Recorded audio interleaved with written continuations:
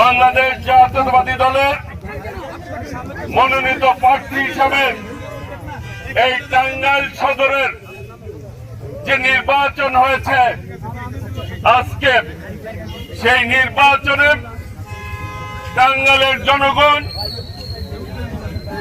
শহীদ রাষ্ট্রপতি জিয়াউর রহমান, দেশনেত্রী বেগম খালেদা জিয়া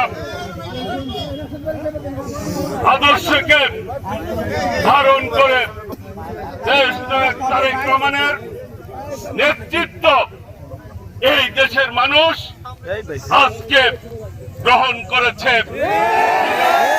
অক্লান্ত পরিশ্রমের মধ্য দিয়ে আজকে আমরা বিজয় অর্জন করতে,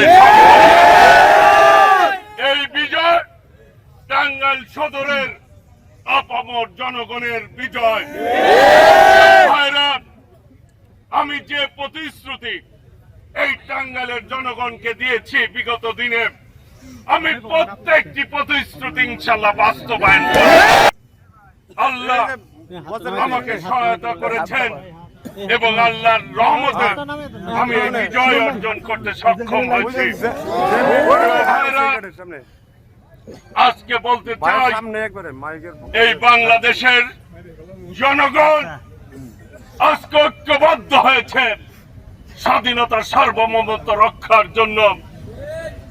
যারা ৭১-এ এই দেশের বিপক্ষে অবস্থান নিয়েছিল, যারা এই দেশকে চায় নাই, এই দেশের স্বাধীনতা চায় নাই, সেই শক্তি তারা গুপ্ত অবস্থায় আজকে বাংলাদেশের রাজনীতিতে, বাংলাদেশের এই গণতান্ত্রিক প্রক্রিয়াকে তারা ব্যাহত করার চেষ্টা করেছে।